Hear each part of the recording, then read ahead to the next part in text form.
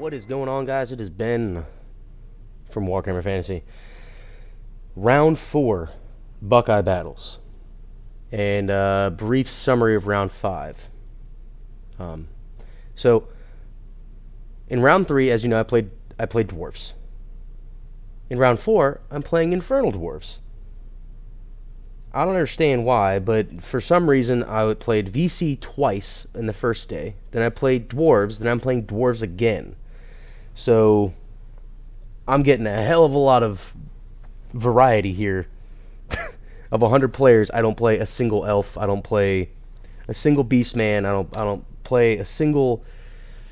It's just no lizards, nothing. There's dwarves and vampires. Fuck it. Okay. So, anyways. So for his list, let me go through this real quick. So he's got a prophet, with the Hardened Shield Dispel Scroll, the Supreme Shielding, and he's taking the Path of Alchemy. He's got 2 wizards. One is a level 1, and the other one's a level 2. They both have Path of Forge. One's got Lucky Shield, the other one has Tomb of Arcane Lore. He's got a Vizier, which is his BSB, 28 Citadel Guard, full command with a banner of Nizbakesh. Okay. Hobgoblins, 23 of them. He's got 4 Toruk Anointed. He's got a Kadam Titan. He's got a Volcano Cannon, another Volcano Cannon, a Rocket Battery, and then 20 Citadel Guard. So, and you guys already know what I have. Now let's get into this. Let's see, I want to look at what am I doing for this one? I think this one's the Frenzied Forest. Bloody Woody Haze. Yes, this is the one where you have the Frenzied Forest in the center, and you get points for holding it, and you get points for charging out of it, and all that other crap. So anyways, here goes. I believe he got first turn, I think. So anyways, this is how I deployed.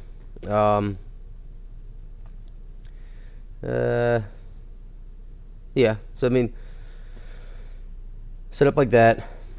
He's got his Kadam Titan over there, which is a Gargantula, but it has like fire spitting out of his mouth. It's pretty cool. His army looked really nice. It was like a purple theme, but it was still pretty. It looked really good. One thing I want to note also, the table that we're playing on, as you see, this is an 8-foot, I don't think you see it, you obviously can't see it, but it's an 8-foot long table. And this seam along the back of the wood, that's actually a part of the 4 feet. So, you know, it's a weird table. There's a few tables that were like this, and it was very confusing sometimes. Also, the lighting in this is not very good. So anyways, this is how he deploys. This is also part of his first his movement. He's moving his artillery, his volcano cannons up a little bit.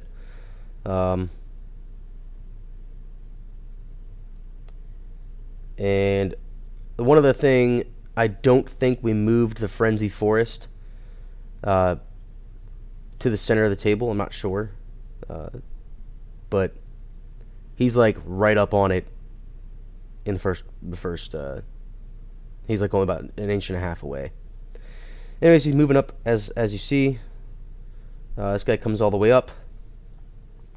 He shoots and blows up my Git launcher. Holy crap. So nothing of consequence happened in the magic phase. But in the shooting phase, he just outright blows up one of my only Git launcher. So it goes into my first turn. I come up like this, and I am an idiot. What I should have done is not moved my Nasher Dashers. My Nasher Dashers, unbeknownst to me, because I'm an idiot and I didn't check the visibility, those anointed are in the flank of my Nasher Dashers. So,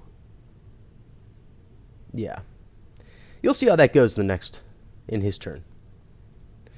So anyways, move up here. I wasn't going to shoot with my my Gargantula up here next to the Cadum Titan. I was getting him set up so that eventually I can, throw my Boar Boys into him and all that other crap just to get him on combat res. Hopefully, I don't know. Anyways, moving on. This guy shoots and blows up that. I don't remember how I got a wound on it the first time. I think it may be magic I did. I got one wound off on him. Other than that, nothing of consequence happened. Is onto his turn 2. And there it is. I got these guys with the web launcher. That's what it was. And then the other thing, I think I hit the other guy with the splatter as well, because I didn't want him taking out my other means of dealing with most of his army. So, stupid me. My Nasher Dashers are in prime flank. It's just stupid on my part. I was an idiot. I should not have moved him. I should have just left him there. He charges the dogs as I had hoped. These guys take 2 wounds to dangerous terrain, or 1 wound to dangerous terrain. He's counting down the wounds. So the 2 dice you see here, that's where the back of his volcano cannon is. Other than that, his movement, he moved up just a little bit to try and get the volcano cannons closer. These guys shoot and do 4 wounds here. He obviously destroys all of my Nashers. And it's funny is that he's using Orc dice, and I'm using Orc dice. But as you can see from his Orc dice, he has 6, 6, and 5, while my dice are doing 1, 1, and 2. So his dice, Gork and Mork, are favoring him over me, which I think is crap. Anyways, he blows up the dogs, as figured. And then he moved. I guess he overran only a few inches, which, thank God for that. He's also in a field, so now he's flammable. Goes into my turn 3, or my turn 2, sorry, and I charge in. And obviously I make it. Let's see. Since my spiders were close to where the Nasher Dashers exploded, they ran away. I put my Gargantula into the forest a little bit, just because if he does decide to charge me, I have Strider. He can't claim anything. If I don't do enough wounds. I don't know how they are with their terms of like steadfast or whatever, but he won't get any bonuses if that's the case. I don't really know because I've never played Infernal Dwarves before. So, movement, move everybody up around. I put my Shaman right here. And the other Shaman up here. Now, my reasoning for putting that Shaman there was to do the distracting, the hard target aura. But it didn't go off. Because my magic phase, I got 3 dice. And I 3-diced it.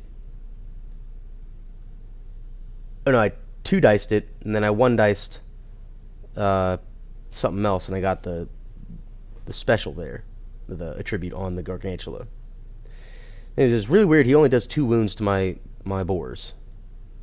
My turn 3. I mean, obviously nothing happened in that combat over there. I'm just really bad at taking pictures. It's a really fast day, so I'm just going off of memory for the most part, and pictures are helping a little bit. So he charges. He needs something. I think he's charging both units into, or he charged. I can't remember what he charged, but he's charging into my Nasher herd with his anointed. These guys are charging into my Shaman, and I flee. So they're gonna try and redirect into the flank of the Gargantula, but they will fail. These guys both make it in. They fail. He reformed his Citadel Guard like such, and they're in the forest. This guy moves. I killed 3 of his little guys there, and then one dude plus 2 more wounds. Got lucky and destroyed this thing. Refaced that way. My turn 3. Charge. Charge. What I'm hoping for here is that my Gargantula can just break them. And if he can, in one round, then I can run into the rear of those guys. That's what I'm hoping. So, get in there. These guys run off the table because they're pansies. And I'm not sure. Oh, okay, here we go. So Magic, obviously, Magic has been inconsequential for me for the entire damn tournament, except for that one game against the Dwarves last time with the big stomp. That was like one of the only spells I got off that I was happy about. And then I think the only good Magic phases I've had were against the Dwarves in round 3. But anyways, he misfires, take a wound. He misfires, takes a wound. So, yay for shooting. Over here, I think I take off, I don't even remember. Looks like 4. Over here, I kill off 1. So, again, inconsequential fucking phase for me. He declares a charge because he has to. Fails it. This guy shoots and kills a shit ton of my guys. He kills 10. Which sucks. I destroy the hobgoblins. Overrun. Just barely missed this damn volcano cannon. I break this guy in combat, and I chase him, but I fail to get him. Which is absolutely shitty. So, my turn 4. I charge his Anointed to get the points from it. Because this is like essentially one of our last turns. And his Anointed, they're 300 points, but I'm just trying to get rid of him so that he doesn't rally. And on a leadership of 9, it's a pretty damn good chance that he's going to rally. So, he runs, bounces through my orcs. Right, so that's 2 dangerous terrains, fails him on a 1, 2, and 3. Then he bounces through my stone thrower. And the tip of his base is off, is just off the table. The very tip of it. He didn't fail, amazingly did not fail any of the dangerous terrains. So, yeah. So in my Magic phase, because the guy didn't run off the table, I ran my Shaman out of the unit, and I threw all the dice I had for Magic at his guy, and then blew him the fuck up. I destroy the Volcano Cannon. I think this is where the game ends. He's got a majority of his unit in the Frenzy Forest, so he gets like 400 points for that. Yeah, he gets 400 points for being there. He's got +2 for controlling it. So, yeah. But let's go into this. This is the end. I'm pretty damn sure this is the end of the game. Yeah, okay. So, because we were so close in points, that 400 points got him the draw. And then the +2 in the Frenzied Forest is what got him the minor win. So if he didn't control the forest and he didn't get those, and he didn't get the 400 victory points or the +2, then it would have been like an 11-9 in my favor. But I feel like I did pretty good against Infernal Dwarves my first time ever playing them, and knowing that they are absolutely redonkulous with that one unit of Citadel Guard, how they can make them unbelievably crazy. I don't think he built it that way though. But I've seen some people build the Death Star for Infernal Dwarves, and that unit could just wipe out an entire army on its own. So, anyways, that's the Infernal Dwarves. So now Buckeye battles round 5. I went against Ogre Kingdoms. This was Chris something. I don't remember his last name. But he played Ogre Kingdoms. It was the Message for You, Sir, and we both deployed as attackers. So the 9-inch in the center and the 15 inches on the flanks.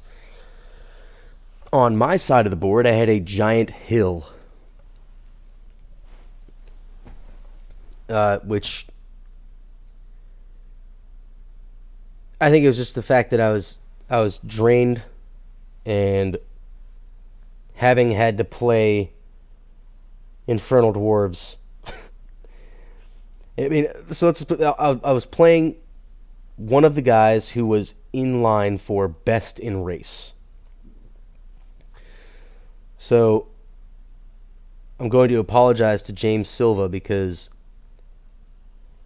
if I beat Chris, then Jesse would have gotten best in race for Ogre Cons. So I apologize for that, and he called me an asshole. But I deployed like an idiot. It was a long day. I was tired, and I wasn't thinking. And I deployed like an absolute moron. So I take full blame for that one. But let me just show you what the score was. It was a 25-5.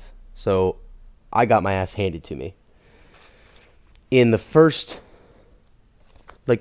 turn, his Stonehorn, his Rock-a-Rock, whatever it is, charged in, crushed my Nasher Dashers, crushed my Nasher Herd, and overran into both of them. And then so his first turn, he runs into the Nasher Dashers, kills them, overruns into the Nasher Herd. In my turn, the Nasher Herd gets killed and overruns. He overruns into like the rest of my he basically overran into the rest of my army and just got impacted on everything. And then finally lost steam and died to my orcs after doing some damage. So in the first turn, I already lost everything that could potentially deal with all of his ogres, because initiative 4, yeah, I'm hitting on 4s, but I'm strength 5, and they're just a copious amount of attacks. Either way, all those guys died. My spider, my Gargantula, got charged, and what I should have done is he put everything on my right-hand side. So I was like, oh, maybe I should, and I should have learned this from the last game that I played against one of my club mates. He played Skaven, and he put everything on one side. My mistake was putting everything on the exact same side. So I should have learned from that and put everything on the opposite side, so that I'd have everything over here on the left-hand side, my left, whereas all of his stuff was on the right-hand side, and I could just run across the field, because I had my messenger on one side. I could have shot his messenger to kill it and gotten the points for that. And then I could have just ran my way across, because there's no resistance in front of me besides 2 Yetis. If I would have done that, it would have been a different game. But then again, at the same time, my magic, the spells I got were terrible. Not even good for going against Ogre Cons. I didn't get anything worth casting. Now, when I deployed, I put my Gargantula, my Nasher Dashers, and my Nasher Herd down. And I didn't put them at 15 inches exactly. I put them back a little bit further. And right after that, he deployed the rest of his army. He deployed his entire army at that point. So I could have been just like, okay, and put everything on the right-hand side and just barrel my way up and across, because all he had was some lead belchers on one side. He had 2 small units on the left-hand side of his big unit, his like Death Star, basically. And if I were to run down the line, I could have had the advantage. I could have just taken over everything, or at least attempted to. So, my bad for being an idiot. If I was to play it again, then I would do it exactly as I just explained. Put everything on the right-hand side, so that he's on the left-hand side. I would shoot his messenger, and then I would basically at the same time as me shooting his messenger, I'd run all my stuff across. In the hopes that, I don't know, in the hopes that I'd be able to, come out with a pretty decent win. That my whole objective was to beat Gene, but Gene had a gift in Game 4. He was gifted a 25, basically. He played Elves, and Orcs versus Elves there's no contest. You splatter the crap out of them, throw your get launches into them, whittle them down to the point where they're almost nothing, and then just come in and eat them up at the very end. If I would have played Highborn Elves or like, Dread Elves in round 4, then I would have been much better off, because I can deal with Elves, especially in the Frenzied Forest. But yeah, shit happens. I did enjoy the tournament. The next video I'm going to be putting up after this one. This one's not going to be up for, I'm doing this ahead of time. As you know, I said in my last video, I've got the one day at a local hobby shop. So after I finish, right before I go to that one day, this video is obviously going to be out before then, but I'm also going to have an army video that shows all the armies. It showcases the armies that I thought looked good. I didn't take pictures of the armies that weren't painted, and I took pictures of pretty much not almost every army, maybe like 25 to 30 armies that I thought looked really good. But anyways, overall, Buckeye Battle is definitely an awesome time, and I will be doing it again. Hopefully I'll have a better camera by then, and I'll be a little more seasoned in my battle reports with the pictures. Anyway, guys, thanks for watching, and I'll catch you later.